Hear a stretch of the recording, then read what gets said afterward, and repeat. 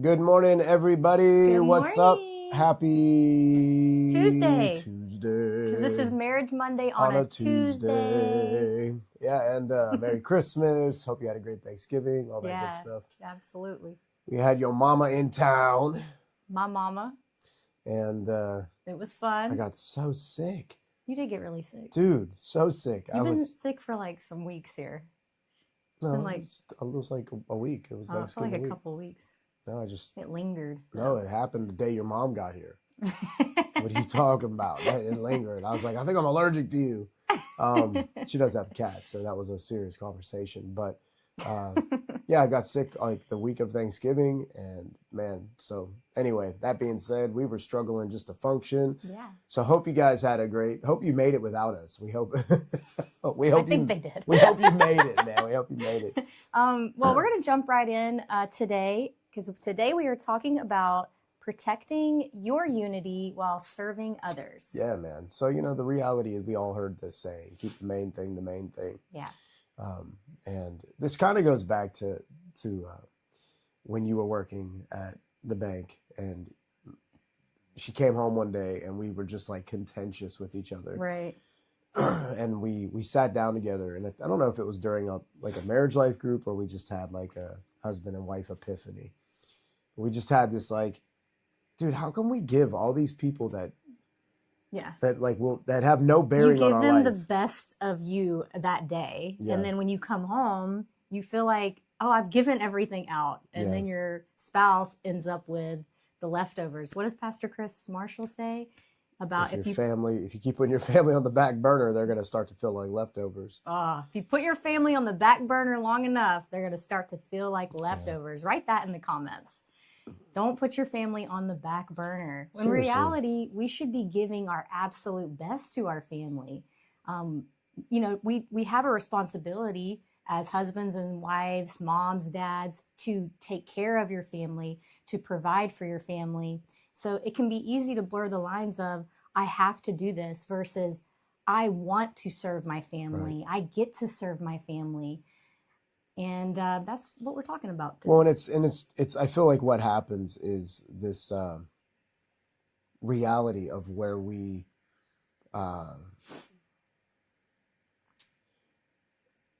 get caught up in what we have to do, that we forget what we chose to do, and I'm going to share it.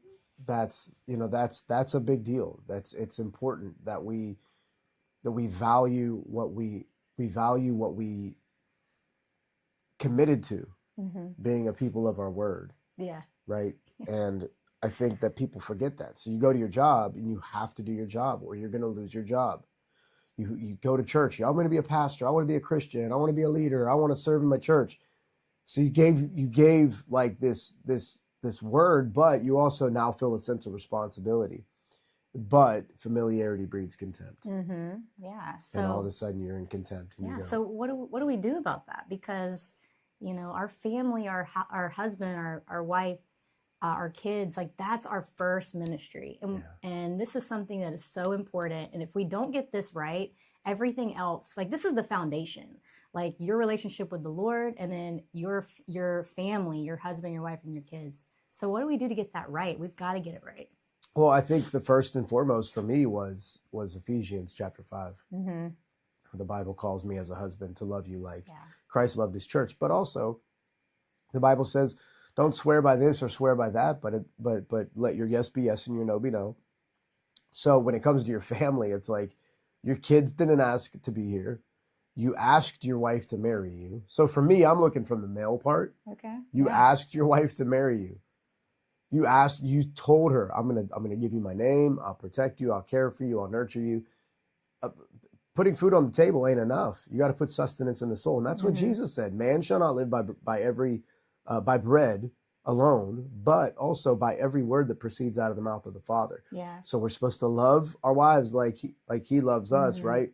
So then you go, wow, like Jesus shows us that we can't just live off of what's on the table, but words and promises and hope and God's character and love and nurture, relationship, intimacy. Yeah. So a wife isn't looking like, listen, buddy, I get it. You're working your freaking tail off to take care of your family. But your wife didn't say, I hope you'll work so hard for me that you won't love me anymore the way we dated, but you'll at least put food on the table. Right. A woman shouldn't live by bread alone, but by the intimacy and care and nurture of a husband. And I think that we talked about that the other day.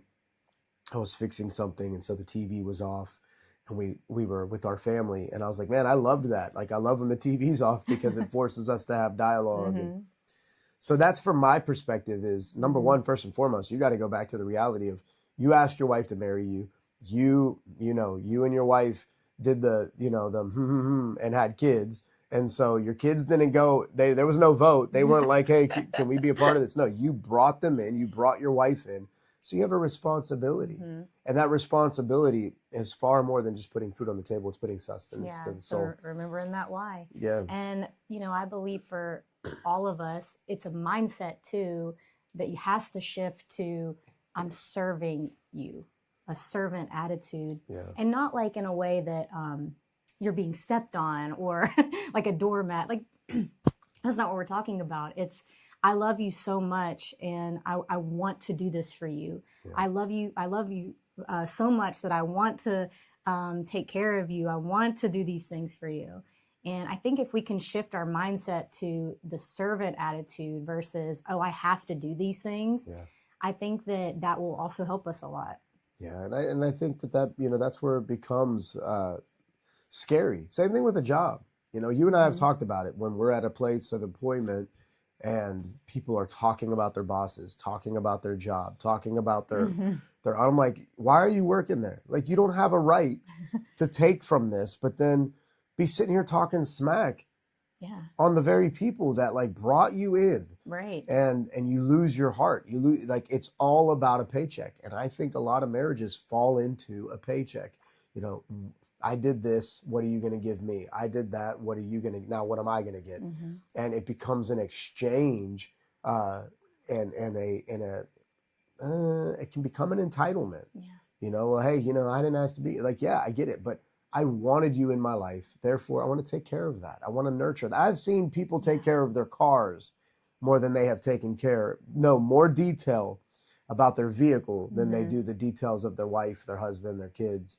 And it's sad. It's like, I don't even walk near my car. Don't even walk near my house. Don't even touch that. Don't mess with it. Like the artifacts in homes. Like, don't mess with the fine china. Like, we mishandle our kids. We mishandle our marriages, but we serve everybody else. We take care of everybody else. You get the fine, you get the red carpet, but then your family doesn't get a red carpet. I think, that's why one thing I love about our church, when we've had families in our church and their kids are running around before, after service, and they're like, oh, I'm sorry, Pastor Nick. I'm like, look, let them run. I want them to know that this is their home. I want them to know you don't want it to feel like a place like, oh, I can't do this. I have to be a certain way when I'm here. Be yourself. Right. And so we got to bring that same thing into our marriage. Yeah. That your wife gets the same treatment. You and I have talked about this. We were ministering to some couples, and we were talking about, like, what's your energy level at home? What's your intimacy with your wife? What's your intimacy with your husband? What's your intimacy with your kids? Because they're going to see you. Yeah. And we've heard this before. And I saw my dad love, as pastors' kids. My light's flickering. But they said, I saw my dad give the best to all these people and give the least to us. And you don't know it. I think what happens is you have to protect your tank. Write that down. I think that's important. Protect your tank. Man, you gotta leave. Don't leave some in the tank. Yeah. Like, put it in the tank. Put it in the tank. I don't know why it's flickering. I know it's flickering. So, whatever. Sorry, guys. Yeah.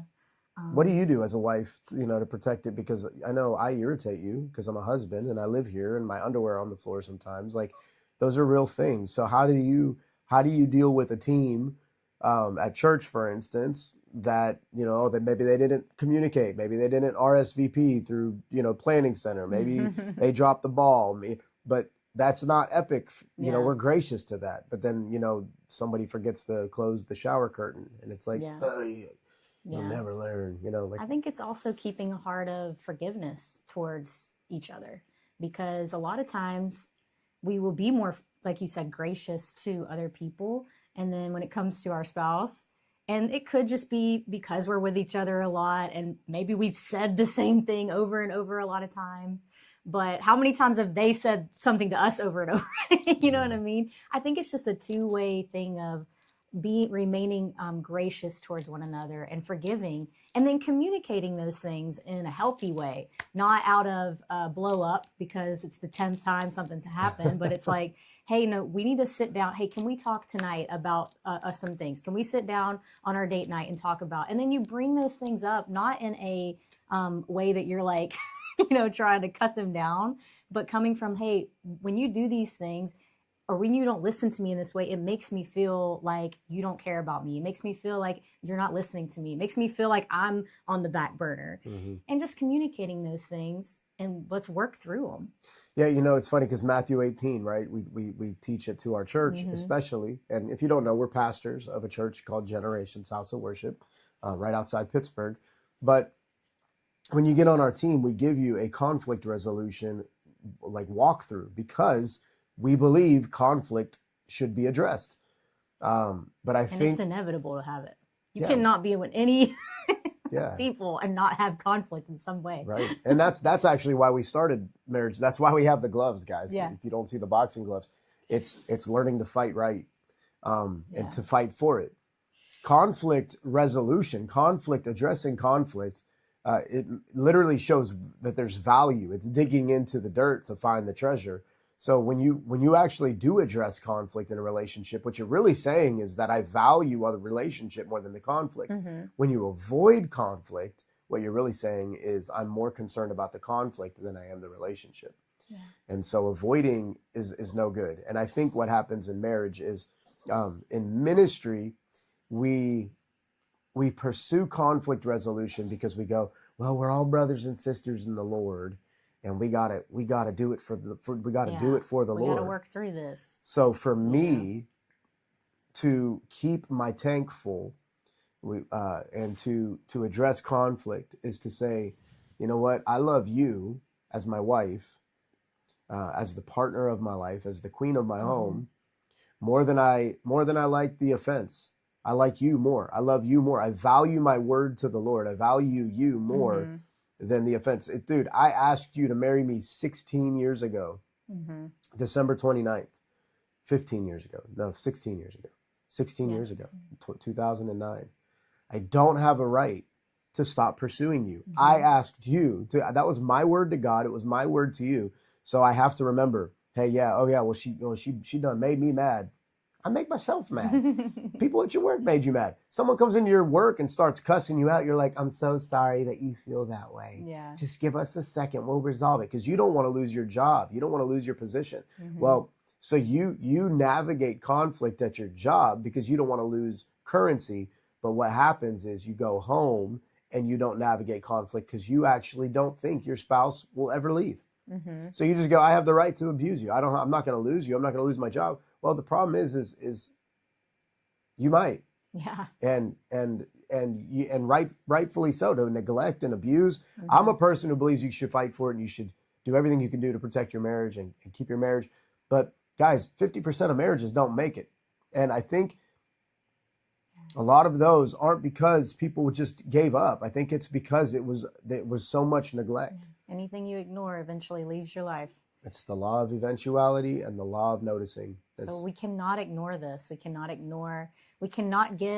pour out our absolute best to everybody else around us and then come home and give our scraps to our husbands and wives and kids. So how do you keep your tank full? We were talking to some of our guys in our freedom group, and one of them was like, man, I'm this time in the morning to this time I'm working.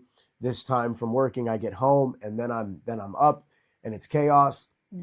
And he said, and I'm so tired. I need like something in the midday. I said, would your wife be okay if you came home from work and took a power nap for a half hour? He goes, actually, she's asked me to do that, but I feel bad because she's taking care of the kid. And I'm like, dude, no. You'll be a better you if you do it. Yeah, and then that fills your tank. You wake up and your wife's going to be like, yes, he's ready to go. Yeah, that's so important.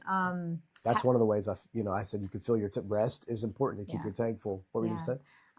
The waking up every day and you look really pretty, by the way. Thank you. Waking up every day and just putting your relationship with God has to be first. And I know sometimes people are like, oh, I can't wake up any earlier. I do it at night. But honestly, I feel like the morning is just, you're about to enter into, you don't even know what you're about to go into that day. Yeah, man. Let's put on our armor. Like, let's get in our word. Let's have scripture in our heart. So that way, when things do come up, like, your tank is full. Yeah. You are ready to go. If you're not eating every single day, you're going to be so exhausted, so depleted. And it's the same thing with your spirit. If you're not feeding it every day, you're going to feel spiritually depleted, and you're going to lash out. You're going to give your best to somebody else and not to your spouse and kids, because you don't have that in you, that energy, that spiritual feeling, that day. Yeah. And some of y'all might be watching, and maybe you're like, dude, my wife would never go for this Jesus crap that you're talking about. Or maybe your husband would never watch a Marriage Monday with you. So maybe part of you keeping your tank full is you keep doing it, whether or not. Yeah, keep doing it. Yeah, I'm single. Well, then get in these videos now and get this stuff in your hard drive. So that way when the time comes, you know what to do. For sure. And when you start dating and you think you found maybe the person that's going to be a part of your future like that you could say, hey, like, what's our plans to keep our tank full? Because guys, the journey's coming. Mm-hmm. Nikki and I I've told her stories about driving from Pittsburgh to California. And she goes, I really want to do that ride one day. So we did that drive. And I told her, I said, highly recommended, by the way. Yeah, man. And I said, listen, there are places, because she's like, why do you keep filling the tank up? There was times where there was like a quarter tank of gas, 3/4 of a tank still in the car. And I'm only down a quarter tank. She's like, why are you filling up? I said, because you don't know, on these roads, on these journeys, sometimes there are massive spurts of space where there's no gas, no fuel, no gas stations. I said, so it's better to stay topped off. Well, I say that in your marriage. In your marriage, there might be, if you have a child under 2 years old, baby, this is going to be a long journey. Mm-hmm. This is going to be a long journey. Mm-hmm. Our fertility journey, that has been a long journey. Mm-hmm. I'm just looking at photos yesterday from 5 years ago of us standing outside a fertility clinic, still trying to have a baby. And it's like, golly, what a long road, dude. This has been exhausting. Yeah. And you got to keep your tank full, because otherwise it'll become about serving this dream of a baby, and you lose serving the dream of your marriage. Yeah. This is why a lot of times when marriages end, it's over finances and it's over the loss of a child. Yeah. Because those things become so big and the marriage becomes so small. We have to keep our marriage first. And that's why we do these videos, is because it was easy for the church to become, we were giving so much grace to team members and to people in our congregation, and then coming home and having nothing left. Yeah. Yeah. We just can't do that. So, you can. You can. You just shouldn't. You just shouldn't. And so, I think we explained pretty good what happens if you don't. Yeah. Seriously, keep your tank full. Yeah. What fills your tank? I love it. Read the word. Why? Why early? The Bible says early in the morning I seek thy face, O Lord. And I'm bummed out because I haven't been an early warrior for a couple weeks now, just because of how the pace of the holidays and all the things. Yeah. So I realized, my tank is not staying topped off. Top off the tank, avoid confront conflict. And here's an easy way to confront conflict. And I would say this is like, if you're watching this, for instance, and you're wishing that your spouse was more engaged with you in intimacy and growth, don't say, hey, I wish you would just watch this video. It seems like you don't even care. That's not going to get them. Yeah, that's going to put them on the defense, and they ain't even going to hear what you're saying. Yeah, so what you do is you take the nuggets out of the videos and the books you're reading, and you don't say, like, I read this book. Just say, man, I heard this thing the other day. It really encouraged me, and it made me realize that we should turn the TV off and spend some more time. Is there a half hour today that we can just, let's go for a walk, or let's go for a drive? And I got 5 good questions. What fills your tank? What makes you feel full? What makes you feel energized? On a scale of 1 to 10, where do you see the health or the strength of our intimacy and our marriage? Number 3, I'm just topping some off the top of my head. Number 3, what makes you feel like I genuinely care about you or notice you? A husband's going to answer that. They're going to be like, oh, so, but they're going to say, well, I really like when you do this, that, or whatever. Find good questions. And I think we've offered 1,000 of them over our days. What's your thoughts? Well, we actually have to wrap up. I thought you had a point. Oh, no. We have to wrap it up. But I think that you just gave some really great, practical things. And I think we want to hear from you. So if you have any questions or comments, or you're like, I don't know how to do this, or I need help with this, you guys can email us, mmoat@ghow.net. It's right there on the screen. And we'll answer your questions. We will email you back. Well, I mean, you actually help us by sending us stuff in. Like, we're not sitting there twiddling our thumbs going, what do the people need to hear? we did this to be able to do ministry and share together. But we want to answer real questions. Yeah. So email us, message us. Let us know. And we're not going to put you on Keep your marriage first. Keep your marriage first. Keep God first, your marriage, your kids. God first. Keep God first. Keep God first. A little Southern comes out. Anyway, guys, that being said, fight for it. Seriously. Yeah. Don't avoid conflict. However, don't make everything a fight. Conflict doesn't mean it has to be a fight. Be gracious. The end of conflict, what is the goal? Resolution. Yeah. What is it? Restoration. Don't let the end of it be like to get your way. Let the end of it be unity. Like, we want unity in this, even if it's to agree to disagree. Yeah, man. You just need to find unity. Like, you go into the corporate world, you're like, customer's always right, but my spouse is always wrong. Yeah. We got to flip it, guys. Yeah. If your marriage is healthy, your home is healthy, everything else is healthier outside of that. So that being said, we love you guys. And if we don't see you, then, well, that sucks, because we're going to be here. So come find us. If you need a church, come hang out with us at Generations House of Worship. You can check us out online as well. Yep. But that being said, if we don't see you, Merry Christmas and Happy New Year, all that good stuff. But otherwise, we will see you next week. And change your world, change your life, change your marriage. Bye. Bye.